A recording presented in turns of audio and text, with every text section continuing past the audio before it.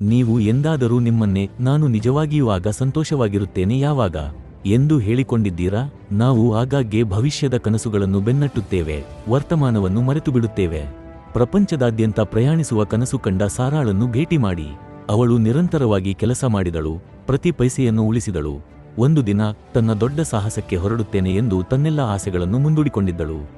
ವರ್ಷಗಳು ಕಳೆದು ಹೋದವು, ಮುಂದೂಡಿದ ಸಂತೋಷಗಳು ಮತ್ತು ಓದದ ಪುಸ್ತಕಗಳಿಂದ ತುಂಬಿದ್ದವು, ಎಲ್ಲವೂ ಯಾವಾಗಲೂ ಕೈಗೆಟುಕದಂತೆ ತೋರುವ ಭವಿಷ್ಯಕ್ಕಾಗಿ. ಸಾರಾ ತನ್ನ ಸ್ನೇಹಿತರು ಸ್ವಯಂ ಪ್ರೇರಿತ ಪ್ರವಾಸಗಳನ್ನು ಆನಂದಿಸುವುದನ್ನು ಮತ್ತು ಅವರ ಆಸಕ್ತಿಗಳನ್ನು ಅನುಸರಿಸುವುದನ್ನು ನೋಡಿದಳು. ಅವಳು ಅವರ ನಗುವಿಗೆ ಅಸೂಯೆಪಟ್ಟಳು, ಆದರೂ ತನ್ನ ಶಿಸ್ತುಬದ್ಧ ವಿಧಾನವು ಹೆಚ್ಚು ಬುದ್ಧಿವಂತಿಕೆಯಿಂದ ಕೂಡಿದೆ ಎಂದು ತನ್ನೊಳಗೆ ಹೇಳಿಕೊಂಡಳು. ಒಳಗೆ ಸಣ್ಣ ಧ್ವನಿಯೊಂದು ತಪ್ಪಿದ ಕ್ಷಣಗಳ ಬಗ್ಗೆ ಪಿಸುಗುಟ್ಟಿತು, ಆದರೆ ಅವಳು ಅದನ್ನು ತಳ್ಳಿಹಾಕಿದಳು. ನಾಳೆಯೇ ನಿಜವಾದ ಬಹುಮಾನವನ್ನು ಹೊಂದಿದೆ ಎಂದು ಮನವರಿಕೆ ಮಾಡಿಕೊಂಡಳು. ಅವಳ ಜೀವನವು ಇನ್ನೂ ಇಲ್ಲ ಮತ್ತು ಬಹುತೇಕ ಅಲ್ಲಿ ಎಂಬ ಸರಣಿಯಾಯಿತು. ಒಂದು ದಿನ ಒಂದು ಆರೋಗ್ಯದ ಭಯವು ಸಾರಾಳನ್ನು ಆಳವಾಗಿ ಅಲ್ಲಾಡಿಸಿತು. ಆಸ್ಪತ್ರೆಯ ಹಾಸಿಗೆಯಲ್ಲಿ ಮಲಗಿದ್ದಾಗ ಅವಳು ತನ್ನ ಬಳಸದೇ ಇರುವ ಪ್ರಯಾಣದ ಕೈಪಿಡಿಗಳನ್ನು ಮತ್ತು ಮಸುಕಾದ ಕನಸುಗಳನ್ನು ನೋಡಿದಳು.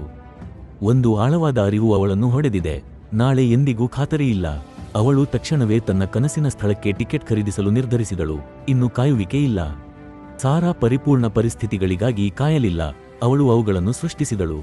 ನಿಜವಾದ ಸಂತೋಷವು ಒಂದು ಗಮ್ಯಸ್ಥಾನವಲ್ಲ, ಆದರೆ ಪ್ರತಿದಿನ ಸಂಪೂರ್ಣವಾಗಿ ಜೀವಿಸುವ ಒಂದು ಪ್ರಯಾಣ ಎಂದು ಅವಳು ಕಲಿತಳು.